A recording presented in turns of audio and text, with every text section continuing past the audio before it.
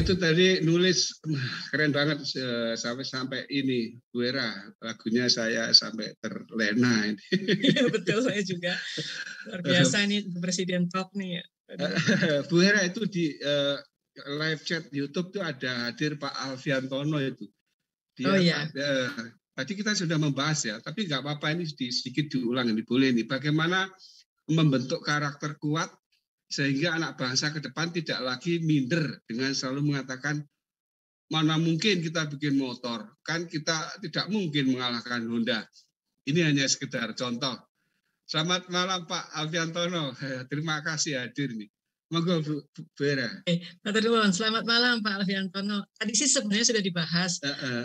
Memang kalau nadanya bahasanya sudah mana mungkin itu berarti sudah bahasa minder sebenarnya. Itu sudah bahasa pesimistis.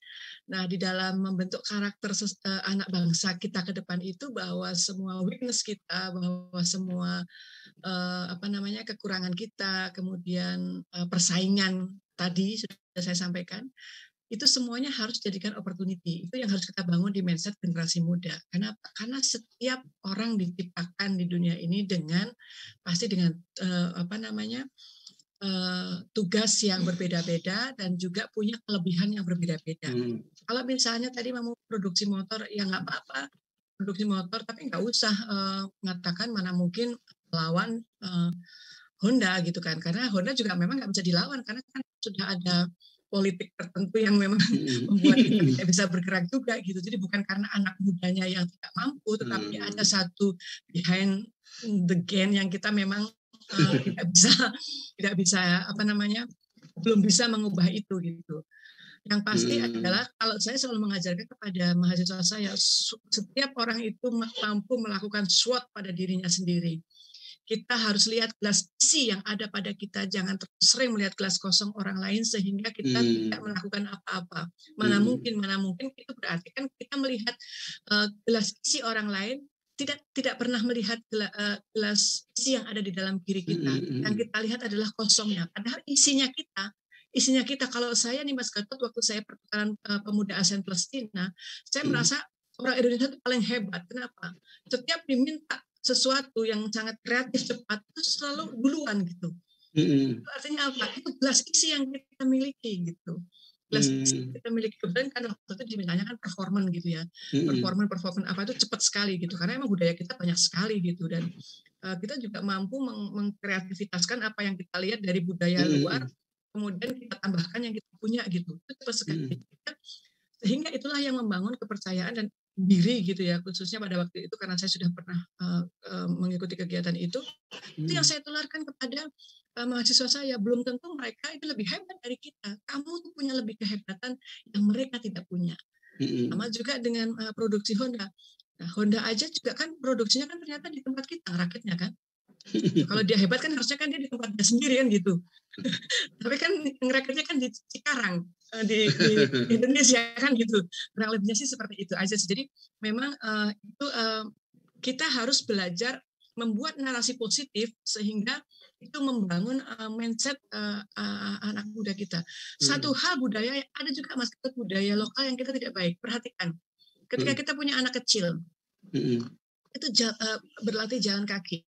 Ketika dia jatuh, yang disalahkan siapa? Kalau nggak mejanya, si mbaknya, atau ubinnya. Harusnya kan dia dikasih tahu, ini loh nak, kamu kalau jalannya kecepatan begitu, sementara ininya sempit, kamu nggak bisa begitu. Atau kalau tempatnya licin seperti ini, kamu mesti pegangan. Harusnya kan seperti itu. Tapi kalau di kita kan, nah itu juga satu budaya yang sebenarnya ada budaya-budaya yang memang kita pilih betul untuk kita narasikan positif untuk membangun mindset kita, dan budaya-budaya yang tidak positif tadi ya kita tidak perlu kembangkan gitu. Misalnya ya tadi itu, misalnya dari kecil kita jatuh, yang disalahkan bukan si anak yang jatuh tadi itu, tetapi lingkungan kita sekitar. Nah itu kan sesuatu yang nggak boleh sebenarnya, kalau menurut saya sih seperti itu. Ini sudah masuk ke pertanyaan berikutnya. Ini tadi Bu Hera sudah berbicara ini tentang kendala ya, tataran implementasi dan kendala ya. Anda mengatakan juga di jurnal Anda ya, pengembangan kewirausahaan adalah proses karakter building atau pendidikan akhlak yang menghasilkan generasi yang berkarakter wirausaha.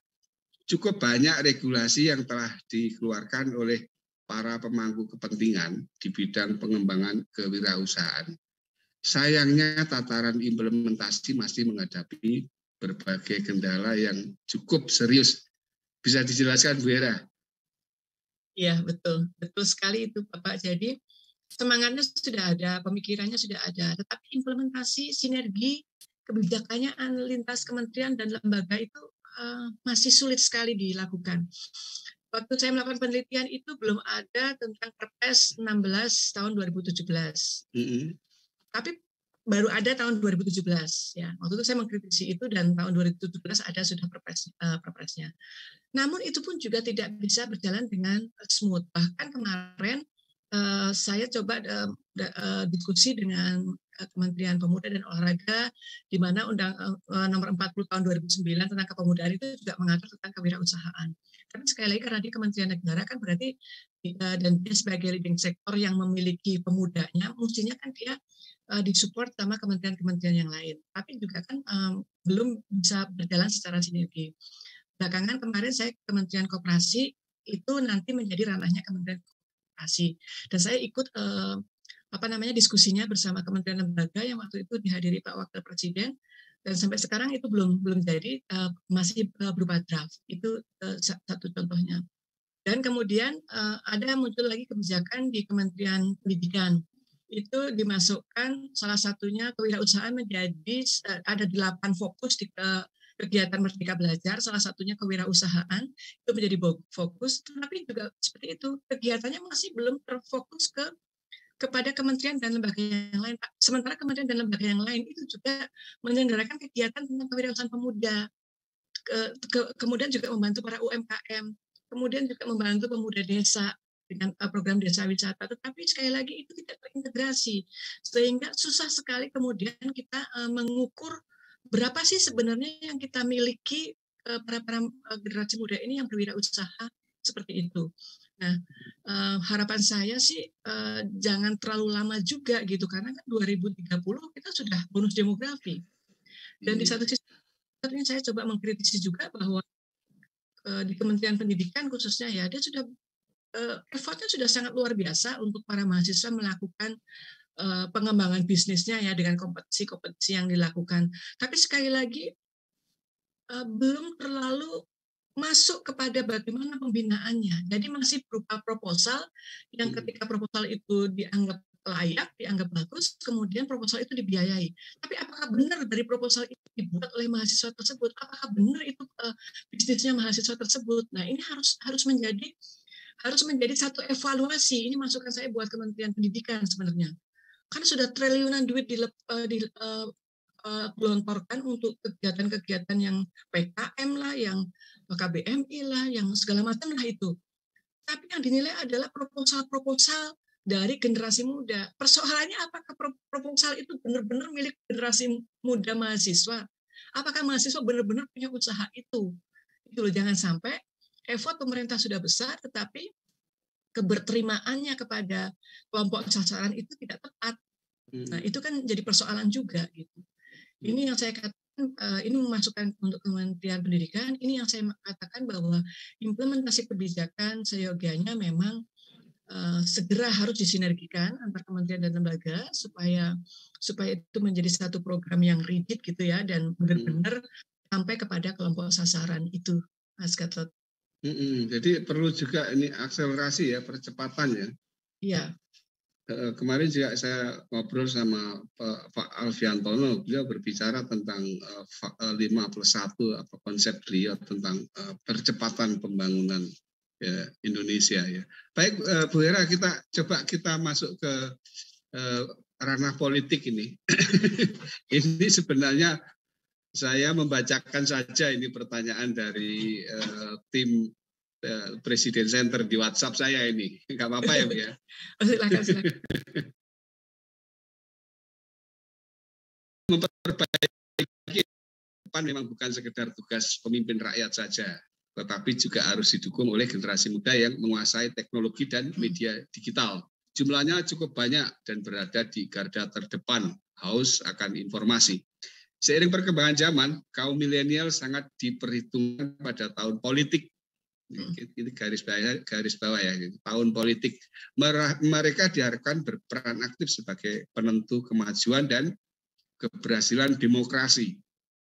Namun dari hasil penelitian, partisipasi politiknya cenderung rendah, terutama untuk menjadi anggota atau pendukung aktif partai politik.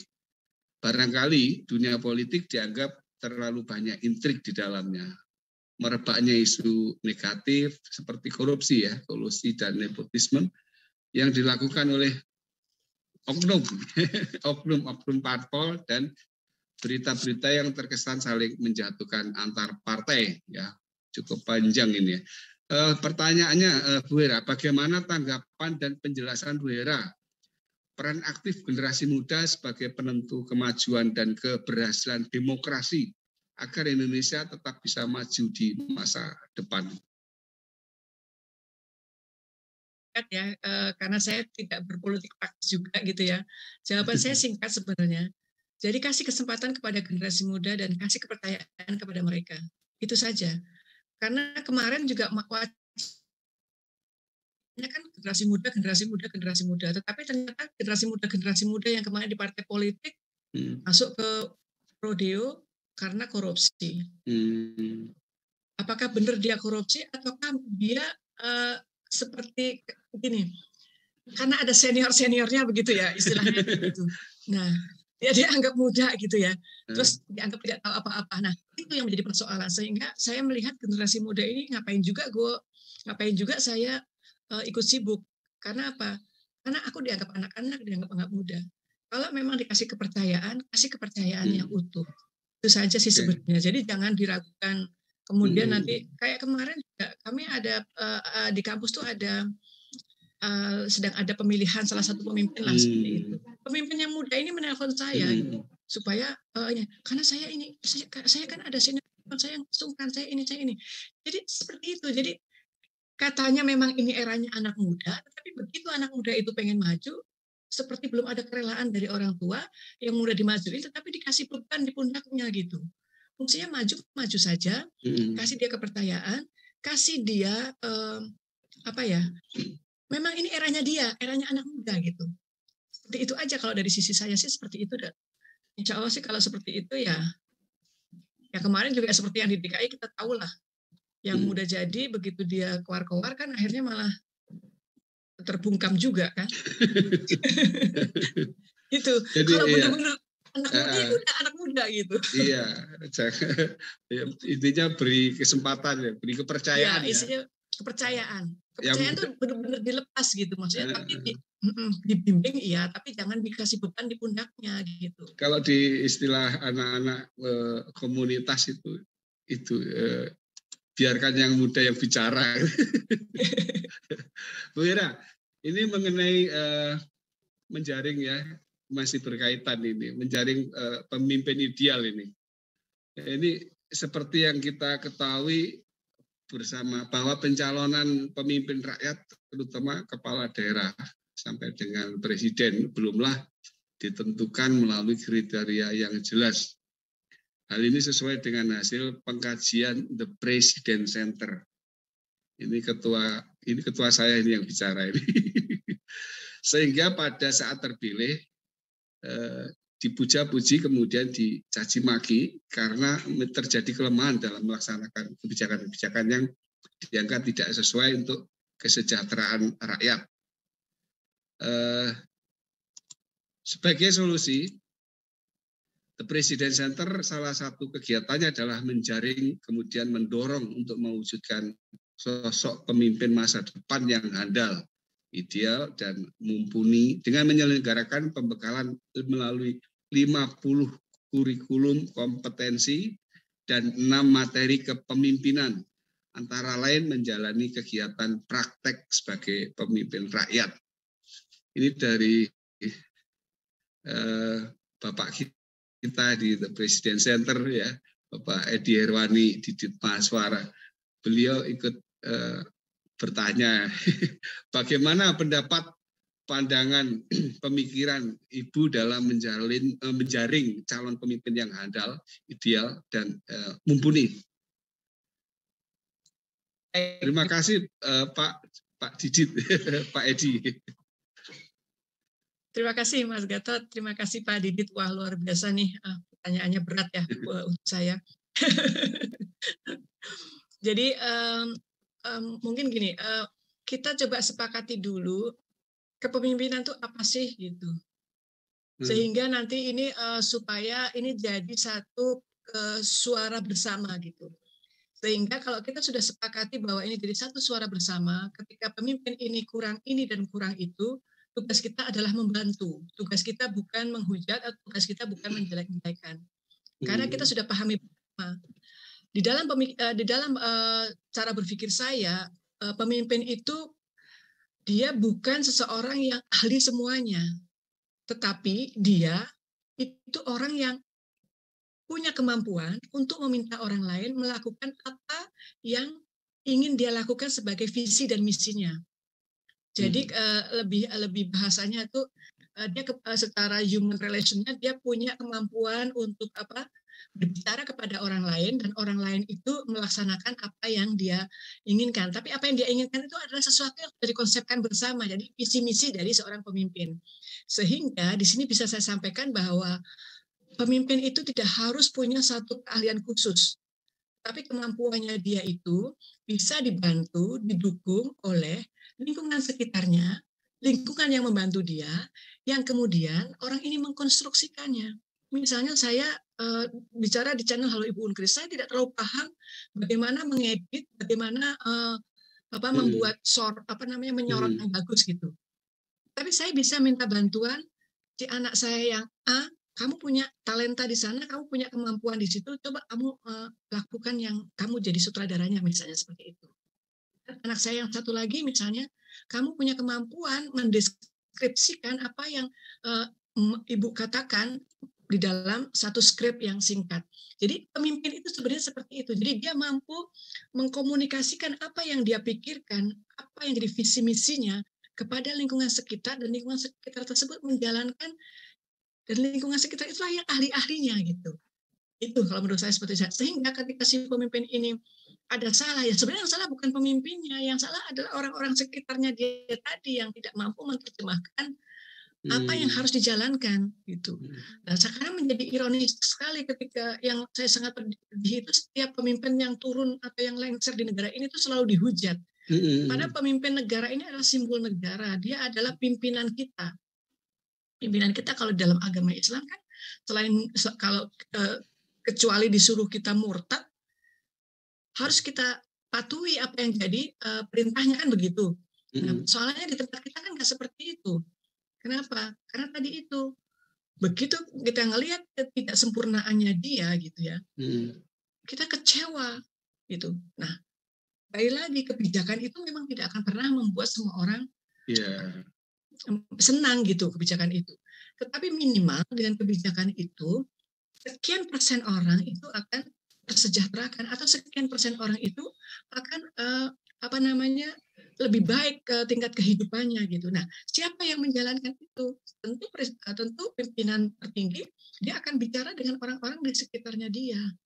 Menurut saya sih pemahaman itu yang harus kita sadarkan kepada lingkungan masyarakat sekitar. Dan sekali lagi, pemimpin apapun itu kalau menurut saya, selain kita disuruh untuk tidak beragama misalnya kayak gitu, itu harusnya kita turuti perintahnya. Kalau masih kurang dan lebihnya itu berarti memang bisa jadi pada saat delivernya itu tidak tepat ke orangnya, atau pada saat delivernya si orangnya tidak bisa mampu menerjemahkan sehingga itu bisa dijalankan. Itu sih Mas Gatot.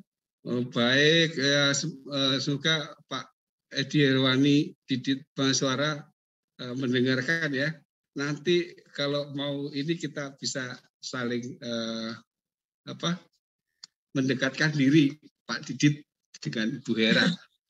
Oke, Bu Hera, maaf sekali ini karena dibatasi waktu, dengan berat hati kita harus mengakhiri perbincangan ini. Terima kasih kepada Bu Hera yang sudah berkenan hadir. Kita ketemu lagi di lain kesempatan ya, Bu. Baik. Salam sehat. Ya, ada tambahan?